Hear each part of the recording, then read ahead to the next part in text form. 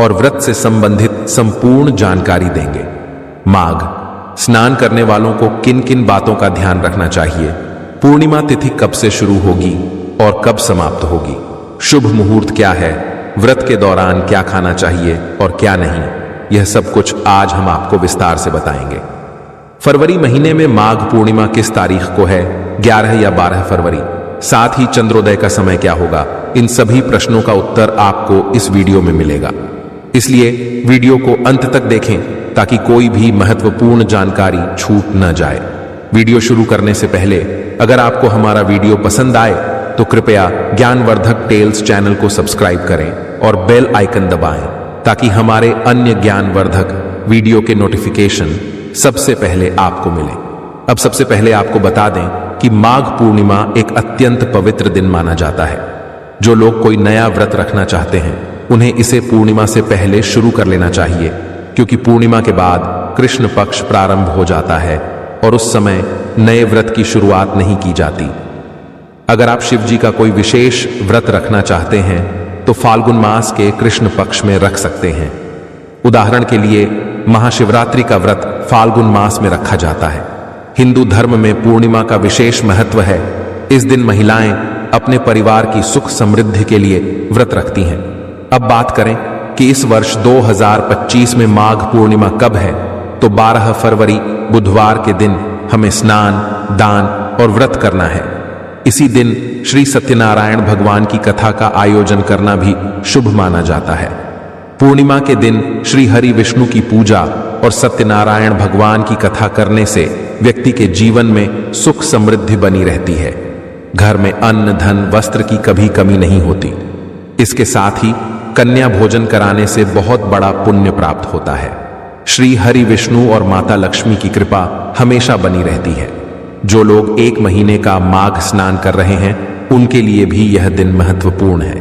13 जनवरी से 12 फरवरी तक जिन लोगों ने माघ स्नान का संकल्प लिया था तो उनका भी उसी दिन पूजा पाठ और उद्यापन रहेगा। इसलिए आप अपनी सामर्थ्य के अनुसार विधिपूर्वक उद्यापन कर सकते हैं। दान पुण्य अच्छे से कर लीजिएगा, क्योंकि पूर्णिमा के दिन दान का विशेष महत्व होता है। बिना दान के पूजा अधूरी मानी जाती है, इसलिए इस दिन दान अवश्य करें। इसके साथ ही अन्न दान और अन्य दान कर सकते हैं। इस दिन हवन करना भी बहुत शुभ माना जाता है। इसे पूर्णाहुति कहा जाता है, इसलिए आप हवन अवश्य करें। पूर्णिमा के दिन हवन करने से घर में सकारात्मक ऊर्जा बनी रहती है और नकारात्मकता दूर होती है। जिन घरों में पुनर्जनी हवन किया जाता है वहां वास्तु दोष भी समाप्त हो जाते हैं। जो लोग पूरे महीने तक माघ स्नान कर रहे हैं उनके लिए यह दिन विशेष महत्व रखता है। 1 महीने की कठोर तपस्या के बाद यह दिन आता है, इसलिए इसे पूरे श्रद्धा और विधि विधान से संपन्न करें। जो लोग 1 महीने से व्रत कर रहे हैं वे इस दिन विशेष रूप से ध्यान और पूजा में समय दें। इस पूरे महीने में लहसुन, प्याज और तामसिक भोजन से परहेज किया जाता है, जिससे जीवन एक तपस्वी के समान हो जाता है। इसलिए उद्यापन भी पूरी श्रद्धा और नियमों के साथ करें और दान उतना ही करें जितना आपकी क्षमता में हो। दान का कोई निश्चित नियम नहीं है, यह आपकी इच्छा और श्रद्धा पर निर्भर करता है। अब बात करते हैं पूर्णिमा के दिन के नियम और विधि की। इस दिन प्रयागराज में विशेष स्नान होता है, जिसे अंतिम स्नान भी कहा जाता है। जो लोग 1 महीने से माघ स्नान कर रहे हैं वे इस दिन अवश्य स्नान करें। हालांकि जो लोग वहां नहीं जा सकते वे अपने स्थान पर किसी भी पवित्र नदी, तालाब या जलाशय में स्नान कर सकते हैं। अगर आप नदी या तालाब तक नहीं पहुंच सकते तो घर पर स्नान करने वाले जल में गंगा जल और काले तिल मिलाकर स्नान करें। ऐसा करने से आपको भी उतना ही पुण्य प्राप्त होगा। स्नान करते समय हर हर गंगे का जाप करें। मासिक धर्म में गंगा जल का उपयोग न करें, लेकिन सामान्य जल से स्नान किया जा सकता है। दान पुण्य की बात करें तो आप अपनी क्षमता के अनुसार दान कर सकते हैं, चाहे वह 1 रुपया हो या अनाज। हर दान का महत्व होता है। इसके अलावा अपने घर में श्री सत्यनारायण भगवान की कथा का आयोजन कर सकते हैं। आप स्वयं कथा कर सकते हैं या किसी ब्राह्मण से कथा करवाकर पुण्य लाभ ले सकते हैं। पूर्णिमा के व्रत की विधि हर स्थान और परिवार के अनुसार भिन्न होती है। कुछ लोग फलाहारी व्रत रखते हैं, कुछ केवल जल ग्रहण करते हैं, कुछ निर्जला व्रत रखते हैं और कुछ चंद्र दर्शन के बाद अन्न ग्रहण करते हैं। आप अपनी परंपरा और श्रद्धा के अनुसार व्रत रखें। इस दिन पीले रंग का विशेष महत्व होता है क्योंकि यह रंग श्री हरि विष्णु को प्रिय है। इसलिए पूजा में पीले फल, पीले वस्त्र, पीले फूल और पीले पकवानों का उपयोग करें। इसके साथ ही तुलसी जी में जल अर्पित करना भी बहुत शुभ माना जाता है। इस बार माघ पूर्णिमा का दिन बुधवार को आ रहा है, जो श्री विष्णु को समर्पित दिन है। इसीलिए इस दिन उनकी पूजा करने से विशेष फल की प्राप्ति होती है। विष्णु भगवान के भोग में तुलसी पत्र जरूर डालें। श्री हरि विष्णु को तुलसी अत्यधिक प्रिय है और तुलसी को माता का दर्जा दिया गया है। इसलिए जब भी आप पूजा करें, तुलसी पत्र का भोग जरूर लगाएं। अगर आप रेडीमेड भोग भी बना रहे हैं तो उसमें भी तुलसी पत्र शामिल करें। पूर्णिमा के दिन चाहे आप व्रत रखें या न रखें, घर में खीर और पूड़ी जरूर बनाएं।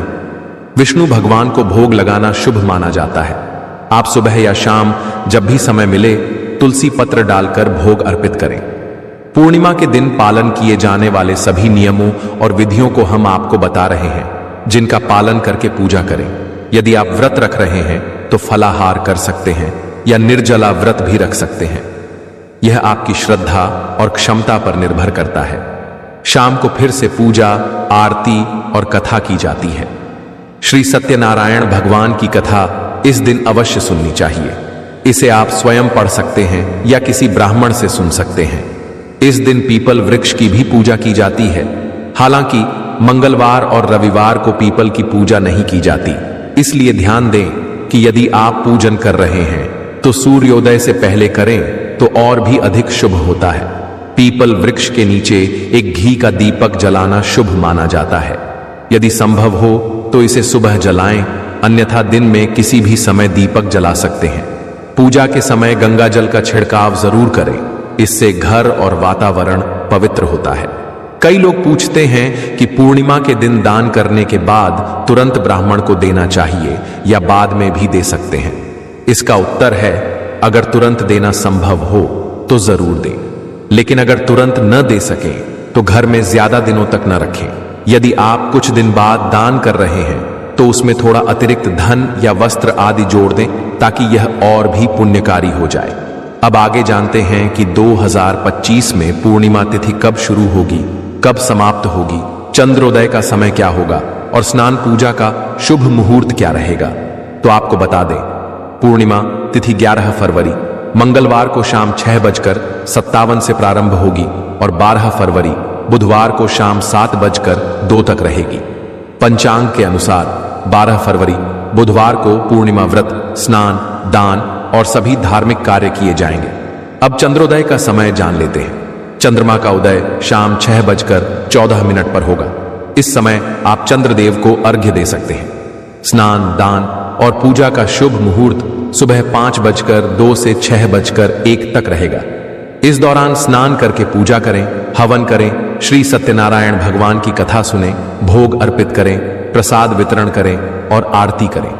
इसके बाद रात को जमीन पर बिछावन लगाकर विश्राम करें, जिससे आपकी संपूर्ण पूजा विधि पूरी हो जाएगी। इस दिन श्री गणेश जी की भी पूजा करना अत्यंत शुभ रहेगा, क्योंकि पूर्णिमा तिथि बुधवार के दिन पड़ रही है और बुधवार गणपति बप्पा को समर्पित है। उनकी आराधना करने से सभी संकट दूर होते हैं और जीवन में सुख शांति आती है। इसलिए सच्चे हृदय से श्री हरि विष्णु और श्री गणेशाय नमः का स्मरण करें। अब हम आपको पूर्णिमा के दिन गौ माता से जुड़ा एक उपाय बताते हैं।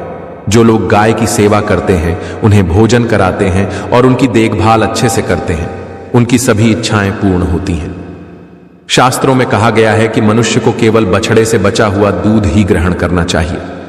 कुछ लोग एक बार गाय को दुहने के बाद बछड़े के लिए छोड़ा गया दूध भी निकाल लेते हैं, जो घोर पाप माना जाता है। ऐसा करने से पाप कर्मों की वृद्धि होती है और जीवन में बाधाएं आती हैं। इसके अलावा गोवंश यानी गाय और बैल की पीठ पर बैठना महापाप कहा गया है।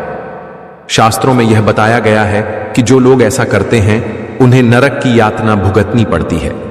गाय और नंदी को देव स्वरूप माना गया है, क्योंकि महादेव स्वयं नंदी पर सवारी करते हैं। शास्त्रों में गाय के दान को भी बहुत पुण्यदायी बताया गया है, लेकिन बीमार और बूढ़ी गाय का दान नहीं करना चाहिए। कठोपनिषद में नचिकेता की कथा इस संदर्भ में प्रसिद्ध है, जिसमें नचिकेता ने अपने पिता द्वारा बूढ़ी गाय दान करने पर आपत्ति जताई थी।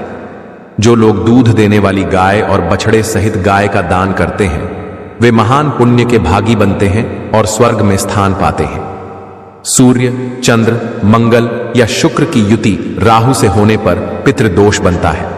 ज्योतिष में सूर्य को पिता और मंगल को रक्त से जुड़ा माना जाता है। यदि सूर्य पर शनि, राहु या केतु की दृष्टि हो और मंगल की युति राहु या केतु से हो तो पितृदोष उत्पन्न होता है, जिससे व्यक्ति के जीवन में संघर्ष बढ़ता है। यदि पितृदोष हो तो गाय को प्रतिदिन किसी भी विशेष दिन, पूर्णिमा या अमावस्या पर रोटी, गुड़ और चारा खिलाने से लाभ होता है। हर मांगलिक कार्य में गौ माता से जुड़ी चीजें जैसे गाय का गोबर, गोमूत्र, दूध या गाय के दूध से बना घी अवश्य शामिल करें। इससे पुण्य की प्राप्ति होती है और घर में सकारात्मक ऊर्जा बनी रहती है। सनातन परंपरा के अनुसार जिस घर में गाय होती है, वहां के सभी वास्तु दोष स्वतः ही समाप्त हो जाते हैं। गाय के कूबड़ को बृहस्पति ग्रह का प्रतीक माना जाता है। यदि जन्मपत्री में बृहस्पति नीच राशि मकर में हो या अशुभ स्थिति में जा रहा हो और यात्रा के समय सामने गौ माता आ जाए तो उसे अपनी दाहिनी ओर से जाने देना चाहिए। यह शुभ संकेत होता है और आपकी यात्रा सफल होती है। यदि यात्रा के दौरान गाय अपने बछड़े को दूध पिलाती हुई दिखे तो इसे भी शुभ माना जाता है, जो सफलता का संकेत देता है। गाय को रोटी खिलाने के नियमों का विशेष ध्यान रखें। ताजी रोटी ही खिलाएं, क्योंकि बासी रोटी देने से नकारात्मक ऊर्जा घर में प्रवेश कर सकती है और कार्यों में बाधाएं आ सकती हैं। कई लोग खराब फल सब्जियां गाय को खिला देते हैं, जो गलत है। गाय को हमेशा शुद्ध और ताजा भोजन ही देना चाहिए। आटे की 11 लोइयां बनाकर उन पर हल्दी लगाकर गाय को खिलाएं और गौ माता के चरण स्पर्श करें। इससे जीवन की समस्याएं दूर होती हैं और सौभाग्य की प्राप्ति होती है। यदि संभव हो तो 7 बार गाय की परिक्रमा करें। यह अत्यंत शुभ होता है। गाय को रोटी खिलाते समय उसमें हल्दी, मिश्री, घी